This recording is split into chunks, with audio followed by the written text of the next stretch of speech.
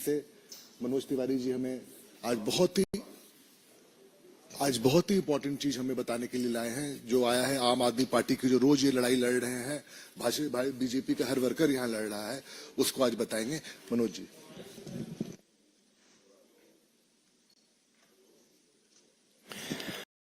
धन्यवाद प्रत्युष भाई। दोस्तों, सबसे महत्वपूर्ण बात आज की इस प्रेस कॉन्फ्रेंस में ये है कि अभी तक तो हम लोग देखा करते थे कि किसी आरोप में, किसी घोटाले में, किसी बड़े स्कैंडल में व्यक्ति फंसा करते थे, व्यक्तियों का समूह फंसा करता था। लेकिन आज दिल्ली में एक नया इतिहास बना है, जहां शराब घोटाले में दिल्ली की जनता की, झुग्गी झोपड़ी में रहने वालों की, अनऑथराइज कॉलोनियों में रहने वालों की, रेहड़ी पटरी जैसे कार्य करने वाले लोगों की सुविधा के लिए जो पैसे खर्च होने थे, उस सरकारी खजाने के पैसे को शराब घोटाले में एक बड़ा, ये सीधे राजनीतिक पार्टी ही आरोपित हो गई है। सीधे सीधे आम आदमी पार्टी वही जांच एजेंसी के रिपोर्ट के चार्जशीट में 38 नंबर पे आम आदमी पार्टी, एक राजनीतिक पार्टी, वही आरोपित हुई है। वही चार्जशीट में इस आरोप के साथ आई है कि इस लूट की बेनिफिशियरी ये पार्टी है और उस पार्टी का नाम आम आदमी पार्टी है। अरविंद केजरीवाल जी, उनके खिलाफ जितने साक्ष्य थे, जांच चल रही थी, जिसके तहत वो गिरफ्तार भी हैं। उस अरविंद केजरीवाल ने, जिन्होंने बार बार जीवन में कहा है कि हमारे ऊपर अगर कोई छोटा सा आरोप भी लगा तो हम इस्तीफा दे देंगे। जब केस चल रहा था, जांच एजेंसियां काम कर रही थी, जगह जगह से साक्ष्य आ रहे थे, गवाह अपनी बात कर रहे थे, तब तो खैर उन्होंने नहीं दिया इस्तीफा। लेकिन आज जब वो स्वयं ईडी की चार्जशीट में दिल्ली के शराब घोटाले में 37 नंबर के आरोपी बन गए हैं, अब दिल्ली इस आशा से देख रही है कि शायद उनकी नैतिकता जागे और वो इस्तीफा दें। लेकिन जिस राजनीतिक पार्टी को ही आरोपित कर दिया गया हो किसी ऐसे शराब घोटाले में, वो पार्टी क्या करे? नैतिकता उस पार्टी के लिए आज क्या बनती है? ये सबसे बड़ा सवाल है। और ये सवाल देश के हर राजनीतिक पंडित के मन में भी होना चाहिए, होगा भी, दिल्ली की जनता के मन में भी है। और हम सब सांसद के रूप में, दिल्ली के सांसद जहां जा रहे हैं, दिल्ली की जनता यही कह रही है कि इनके खिलाफ कार्रवाई होनी चाहिए।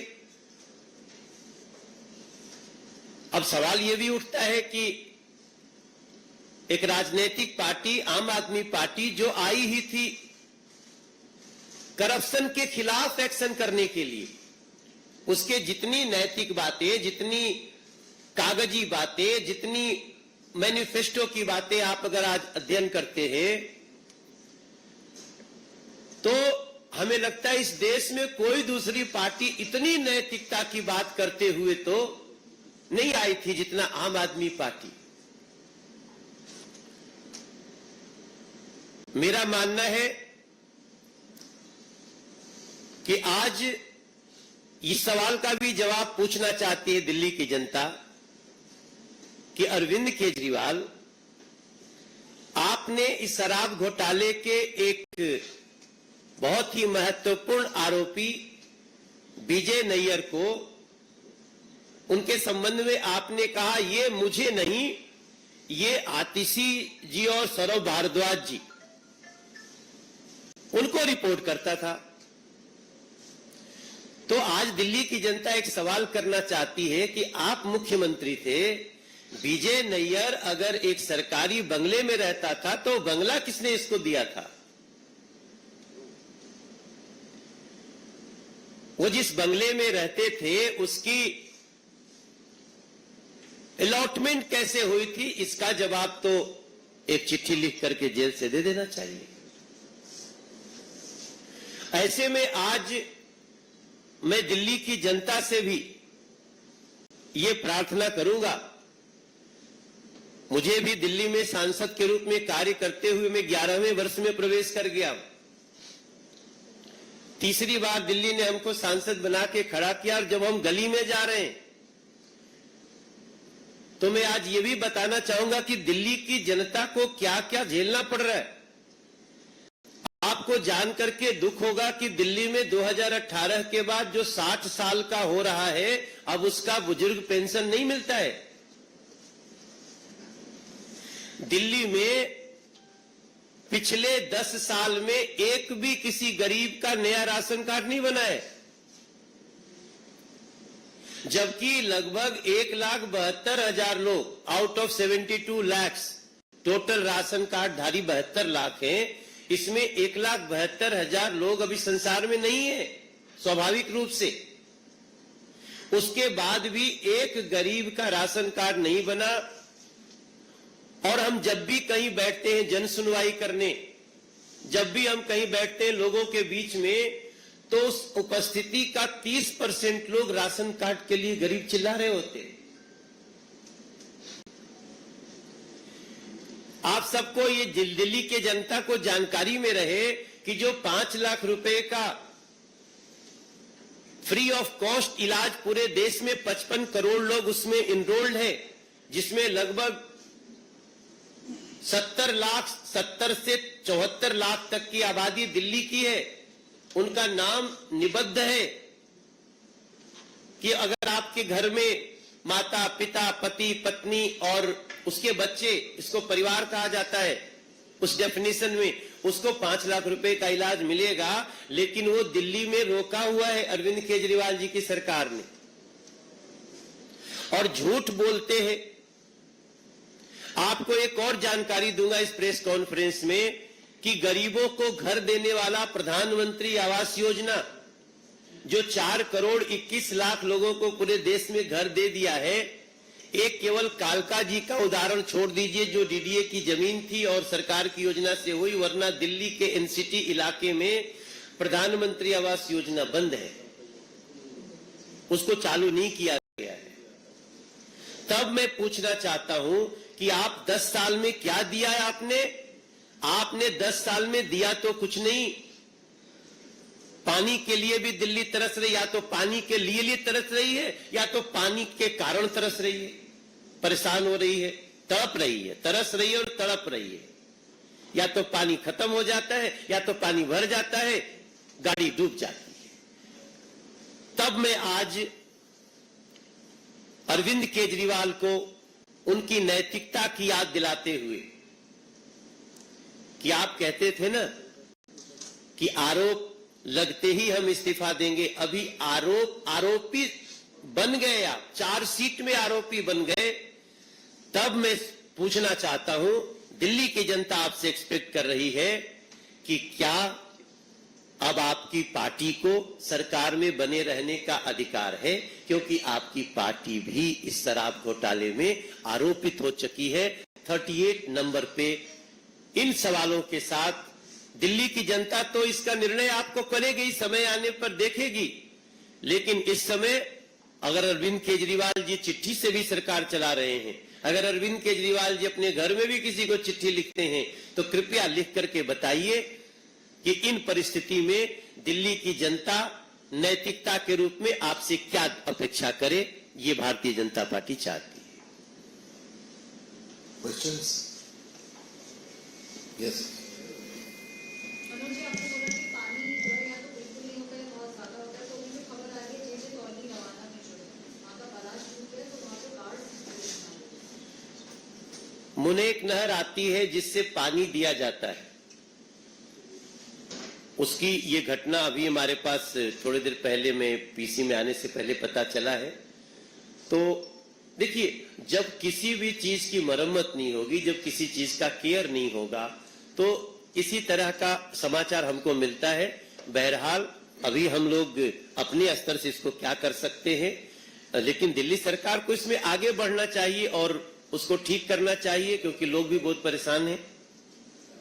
हम इसमें जितना सहयोग कर सकते हैं केंद्र से पूरी करने के लिए आगे बढ़े।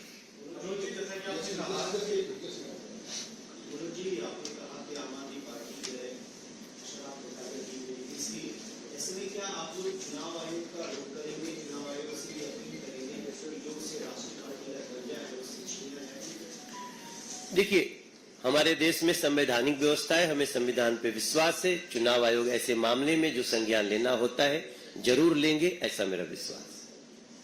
मनोज जी, आपने कहा कि आम आदमी पार्टी आरोपित हो गई है, मुख्यमंत्री का नाम आ गया है, आरोप लगते ही वो पहले इस्तीफा देने की बात कहते थे, लेकिन अब आपकी स्पष्ट मांग क्या है, क्या चाहते हैं? नहीं, हमारी स्पष्ट मांग है कि इनको अपने पद पे बने रहने का अधिकार नहीं है। इनको अपने पद से मुख्यमंत्री को भी इस्तीफा देना चाहिए, और आम आदमी पार्टी ही आरोपित हुई है, इसमें क्या होना चाहिए उनसे हम चिट्ठी के मार्फत जानना चाहिए।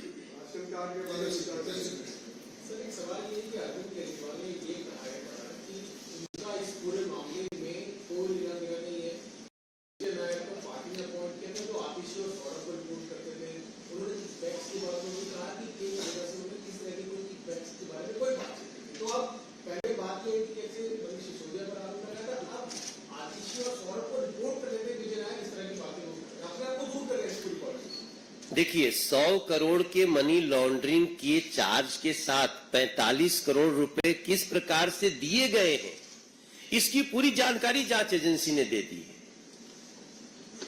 कौन से व्यक्ति ने पैसा पहुंचाया, कितना 25 करोड़ कब गया, विनोद चौहान ने 25 करोड़ रुपए दिल्ली से गोवा कैसे भेजा और बेनापल्ली ने कैसे रिसीव किया, ये सारी जानकारी अब आपके सामने है। मतलब जांच एजेंसी ने दे दिया है कोर्ट के समक्ष।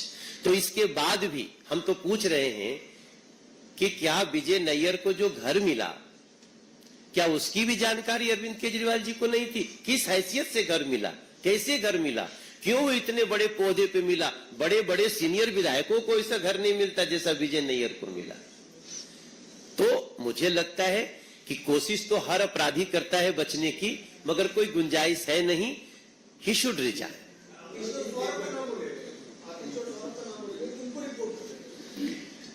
ये झूठ बोल रहे हैं वो, इसलिए झूठ बोल रहे हैं, तभी तो मैं पूछ रहा हूं कि तो क्या विजय नैयर को घर देने की भी जानकारी उनको नहीं थी? वो कैबिनेट स्तर का जो घर है वो उसको दिया हुआ है। उसके बाद भी अरविंद केजरीवाल जी आप इसको असत्य करने की जो कोशिश कर रहे हैं उसमें पकड़े जा रहे हैं।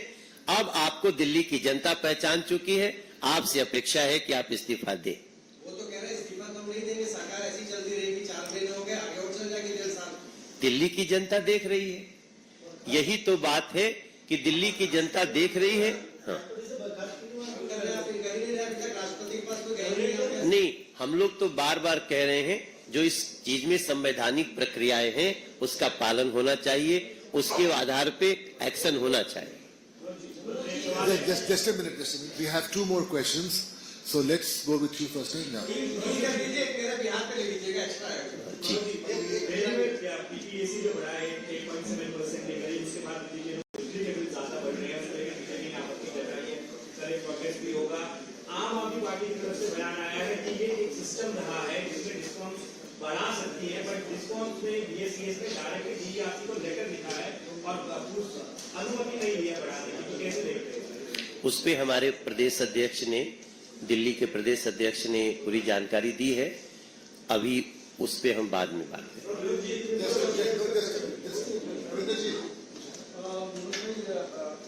अरविंद केजरीवाल की पार्टी इंडिया अलायंस में है, उसी अलायंस के पार्टनर है उमर अब्दुल्ला। उन्होंने कश्मीर में जो भी वहाँ आतंकवादी घटनाएं घट रही है, सेना की शहीद हो रहे हैं, उस पर भी सवाल उठाया। कहा कि केंद्र सरकार ऐसी हैसियत में नहीं कि हम चुनाव करें, अगर कराना है तो चुनाव करा ले, यहाँ की जनता तय कर ले कि उसको किस दिशा में जाना है। अभी थोड़े दिन पहले चुनाव हुए हैं जम्मू कश्मीर में, और बहुत बड़े स्तर पे उन सम्मिलित हुए हैं। पूरे दुनिया के लोगों ने उसकी तारीफ की है। बाकी आतंकवाद का खात्मा बहुत नजदीक है। सर